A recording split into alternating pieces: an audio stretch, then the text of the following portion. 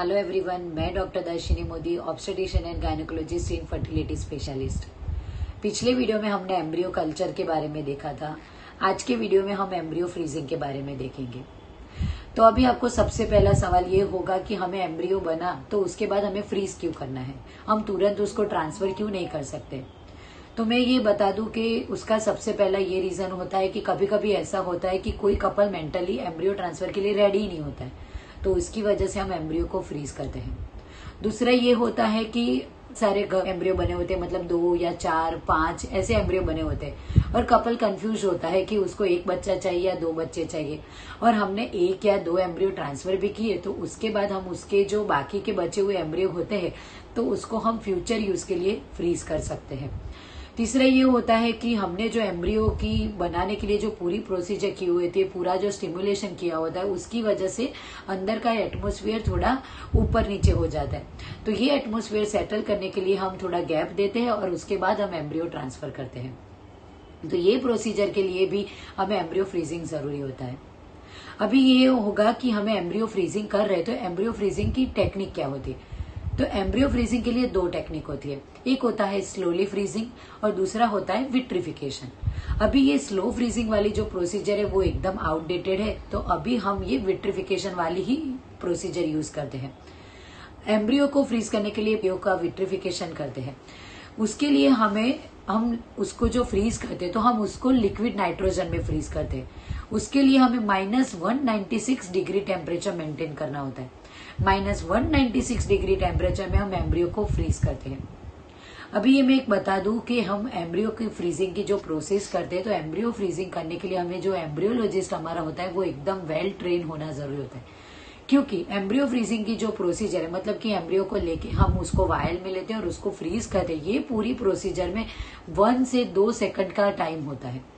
तो ये प्रोसीजर करने के लिए हमें एकदम वेल ट्रेन एम्ब्रियोलॉजिस्ट को होना जरूरी है। अभी हमने एम्ब्रियो फ्रीजिंग कर लिया, तो अभी आपको ये सवाल होगा कि एम्ब्रियो फ्रीजिंग किया तो उसके बाद हम एम्ब्रियो ट्रांसफर जब करना होगा तो हम क्या करेंगे।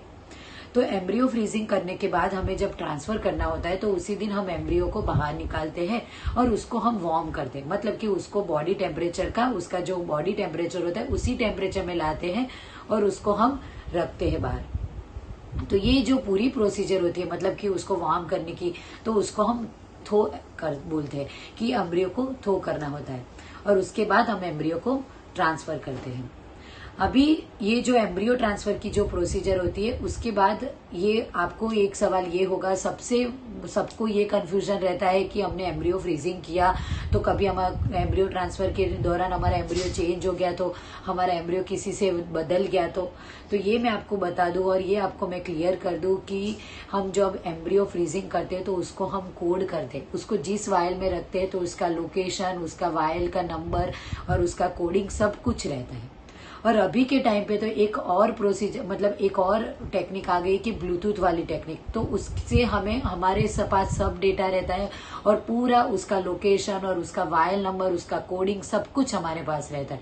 तो ये आपको मन में जरा भी डाउट नहीं रखना है कि हमारा एम्ब्रियो शायद बदल गया या किसी से चेंज हो गया। तो दूसरा ये आपको कंफ्यूजन रहता होता है कि एम्ब्रियो हमने फ्रीजिंग कर दिया, तो ये एम्ब्रियो फ्रीजिंग किए हुए हम जब एम्ब्रियो ट्रांसफर करते हैं तो उससे हमें बच्चा नॉर्मल मिलेगा कि नहीं। तो ये मैं आपको क्लियर कर लूं कि फ्रीजिंग वाले एम्ब्रियो से जो बच्चा होता है वो एकदम एब्सोल्युटली नॉर्मल होता है।